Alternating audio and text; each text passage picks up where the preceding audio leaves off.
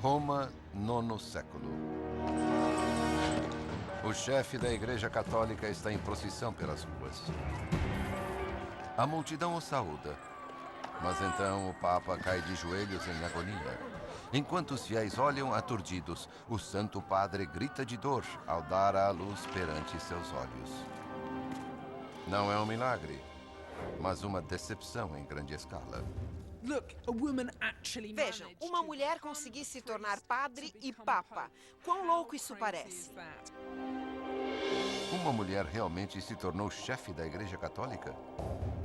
Ou sua história é apenas ficção, criada como parte de um complô protestante para desacreditar a fé católica? Através da análise de documentos e da investigação de artefatos, abrimos os arquivos misteriosos sobre a Papisa Joana.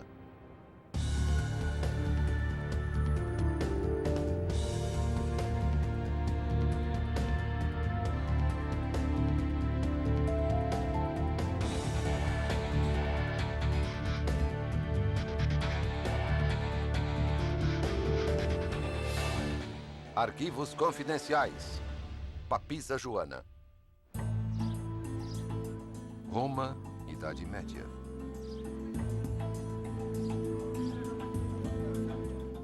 Crônicas relatam que uma jovem se disfarça de monge e viaja para a cidade onde se encontra o Papa, chefe da igreja. O professor Craig Rustich estudou como Joana é retratada nas crônicas papais. Quando ela chegou a Roma, sua capacidade intelectual tornou-a uma espécie de celebridade. E por causa disso foi escolhida por unanimidade para ser o próximo Papa. Dizem que Joana usava um manto sagrado escondendo seu verdadeiro sexo dos olhos públicos. Rosalind Miles escreveu e deu aulas extensivamente sobre estudos da mulher e o seu papel na igreja. Desde o início, Joana correu um enorme risco. Quando chegou a papisa, estava acostumada com o papel. Ela aperfeiçoou os maneirismos, as ações, aprendeu a andar e a falar como homem. As crônicas registram que Joana teve um caso e engravidou. Durante uma procissão papal, ela cai, contorcendo-se de dor. Para horror da multidão, o Santo Padre dá a luz na rua. A turba volta-se contra ela e a mata. Esta é a lenda. Sam Riches é uma historiadora que estudou a sexualidade na Idade Média. O pecado da papisa Joana foi ter se submetido a seus impulsos carnais, ter tido sexo e engravidado. E assim, caiu em desgraça. Há muitas referências à papisa Joana nos livros de registros. O problema é que muitas se contradizem, o que levou numerosos pesquisadores a acreditar que a história dela é uma invenção. Para alguns, Joana simbolizou o que as mulheres podem alcançar.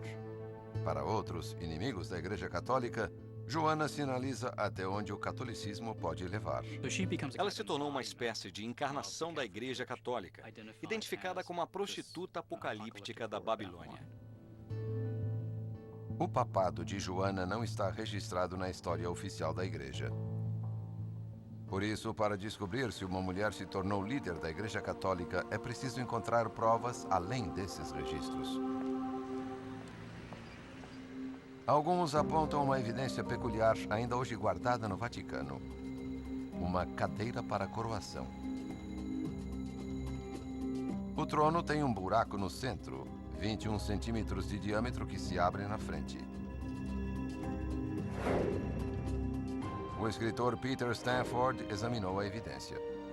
O Papa se sentava na cadeira e, obviamente, por causa do buraco, tinha de afastar as pernas. Um diácono, por esse buraco, sentia os testículos do Papa e declarava: Testiculis habet. Ele tem testículos. E de acordo com alguns relatos, as pessoas diziam: glória a Deus ou alguma coisa parecida. Embora a cena seja descrita em muitos relatos de viajantes, alguns estudiosos não estão convencidos. Seria uma grande história se verdadeira. Não há evidências de que essa prática particular fizesse parte da cerimônia. O Vaticano declara que a cadeira é um banco para banho. A explicação é que essa cadeira permitia que a pessoa se aliviasse ali mesmo. Para mim, é uma grande bobagem. Toaletes elaborados foram usados por reis e rainhas através dos séculos. Mas a questão é, por que mais um assento real inspiraria uma história paralela sobre uma cadeira para coroação? Aqui em Mainz, na Alemanha, há uma coleção de manuscritos medievais. Entre milhares de livros, mais de uma centena fazem referência a uma papisa, incluindo um datado de 1250, escrito por Jean de Mailly, um frei dominicano que escreve a história dos papas em latim, a linguagem da Igreja medieval.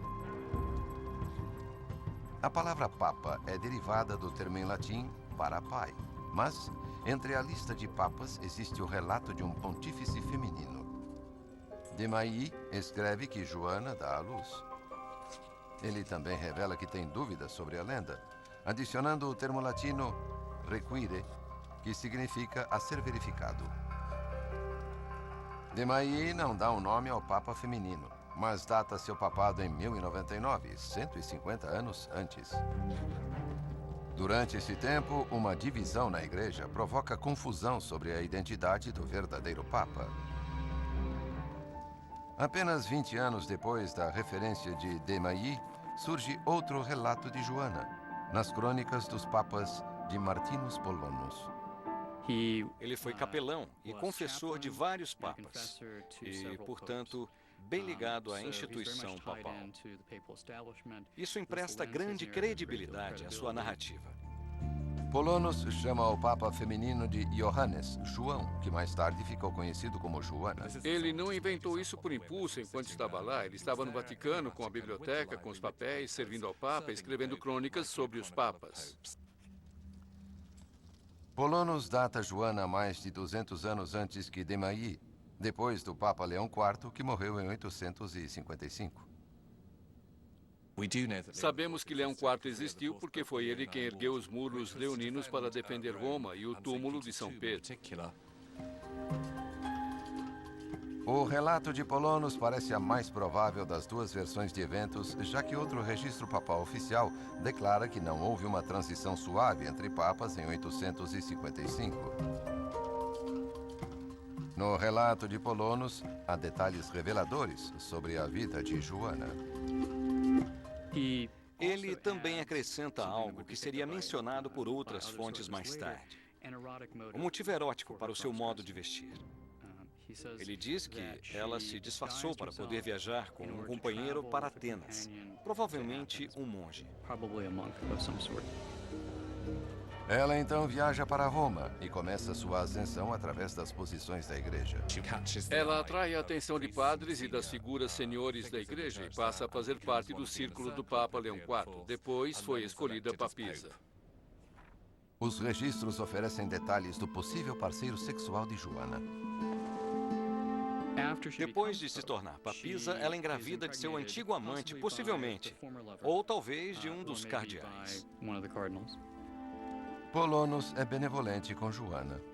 Martinus Polonus diz que ela foi uma papisa relativamente bem-sucedida, mas depois ele conta que, depois de 2 anos e meio, ela engravidou e teve um filho, e esse foi o fim de seu papado. Seu relato enfeita mais a história de Joana. Ele diz que sua cidade natal era Mainz, na Alemanha, um dos mais importantes centros religiosos do país. Perto dali encontra-se o centro monástico de Fulda. Fulda, em particular, é tida como importante porque era o centro de monasticismo e aprendizado, e sua biblioteca era famosa.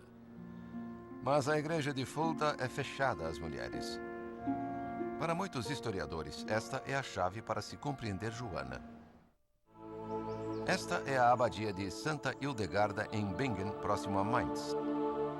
Aqui, a irmã Lídia Strezzo vive sob as regras da ordem beneditina do século VI, onde se diz que Joana estudou. Na Idade Média, a mulher não tinha posição na igreja. Elas tinham de ficar nos fundos. E os homens tinham as posições mais importantes. Era essencial para a mulher ter uma boa educação, mas unicamente em caso de entrar para o monastério. Algumas mulheres na Idade Média partiram para a conquista de grandes feitos, como a fundadora desta abadia, Hildegarda von Bingen. Hildegarda era uma figura extraordinária. Era muito respeitada como fonte de sabedoria pelos indivíduos da época. Ela funda uma abadia no século XII. Escreve textos religiosos e música e até lembra ao Papa para não se afastar do caminho certo. Ela não tinha medo de dizer a ele o que não era correto na vida do clero. Por exemplo, com relação a dinheiro ou ao seu estilo de vida. Hildegarda é um exemplo raro de freira que deixou sua marca na vida medieval. Mas para Joana, a perspectiva de uma vida como freira deve ter sido restritiva demais. A situação dela deve ter sido incomum, mas em minha opinião, nada única. Muitas moças devem ter sido muito frustradas pelas atitudes da época. Com a idade de 12 anos, uma jovem na Alemanha estaria enfrentando a escolha entre aprender o que ela queria e uma vida de trabalhos pesados e gestações sem fim. Talvez Joana tenha visto que o único modo de atingir seus objetivos era se tornando um homem. Não era tão difícil quanto se pensa, em uma época em que as roupas clericais eram andrógenas. Como disfarce, o hábito dos monges é perfeito, porque o capuz cobre a face e o pescoço, e as longas mangas cobrem os pulsos delicados das mulheres. Há séculos, mulheres vêm se disfarçando de homens. Em lendas de santos, há uma tendência de mostrar mulheres vestidas como homens. Existe de fato um precedente, ou uma tradição dessas mulheres que se vestiam de homens dentro da igreja. Há cerca de 20 histórias que parecem centralizar-se em santos travestidos. Margaret Pelagia era conhecida como o monge sem barba no quarto século. Henrietta Leyser é especialista em tempos medievais e estudou as mulheres na igreja. Ninguém percebe até a morte do santo que, na verdade, é uma mulher. Somente quando estão preparando o corpo para o enterro é que eles descobrem. Em vida, Pelagia fez nome, mas como homem. Vestir-se como outro sexo não é desaprovado. É algo que as mulheres heróicas tinham de fazer para seguir suas vocações. Em Roma, Joana deve ter tido problemas para manter seu disfarce, mesmo como papa.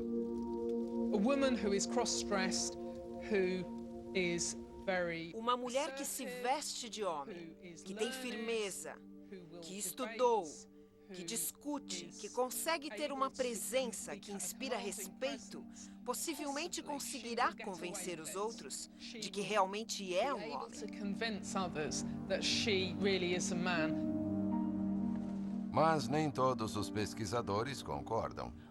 Não creio que uma mulher possa ter se tornado bispo de Roma porque se pressupõe um grau de privacidade que as pessoas na Idade Média não tinham. Não creio que alguém pudesse fazer isso sem se dar a conhecer. Mas pode haver uma explicação para o fato de Joana esconder um dos aspectos mais reveladores da feminilidade, a menstruação. Se Joana tivesse jejuado como a maioria dos monges, vivendo sob um regime monástico, de mingau e em pouca quantidade, provavelmente ela não menstruaria. Ou se menstruasse, seu fluxo seria fraco. Mas não é a atitude da papisa Joana de se passar por homem o que se considera o aspecto mais pecaminoso do seu logro. É a sua gravidez. E por isso ela caiu em desgraça publicamente.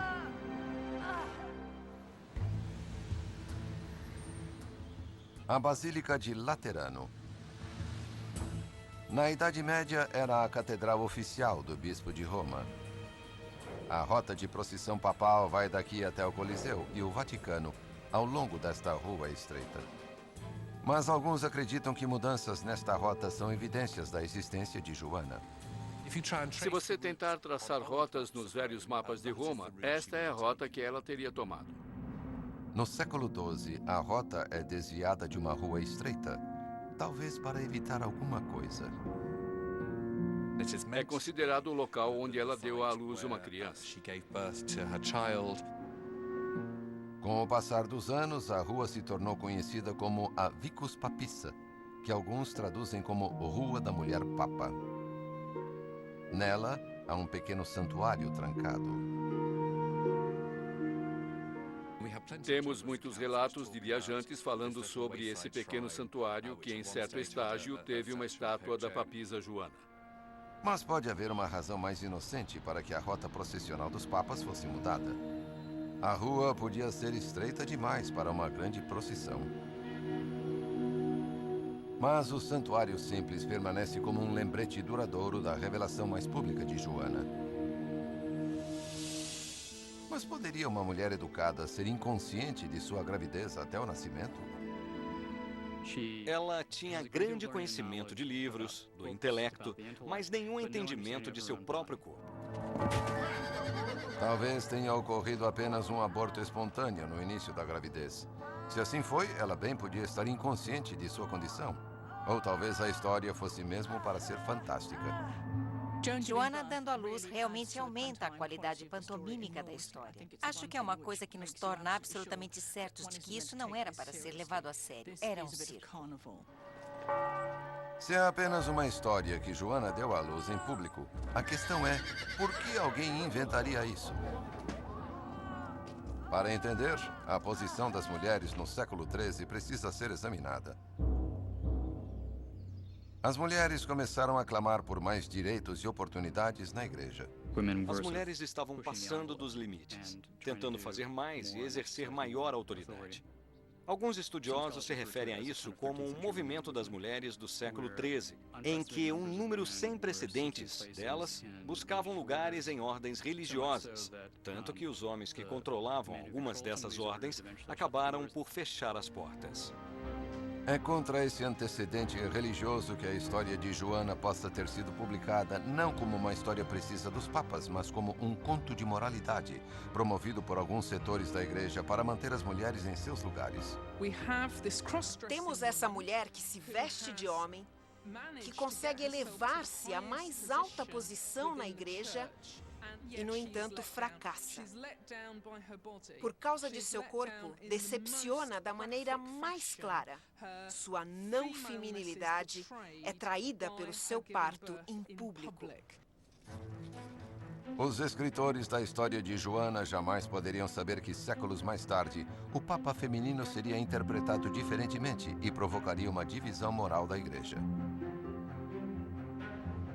300 anos mais tarde, o elemento protestante da igreja cristã quer reformar o modo como ela é dirigida por Roma. Os protestantes veem a igreja católica como corrupta e tendo se afastado da mensagem de Cristo de celibato. Havia até um dito: se você mandar sua esposa para se confessar, ela poderá voltar para casa com mais do que a absolvição.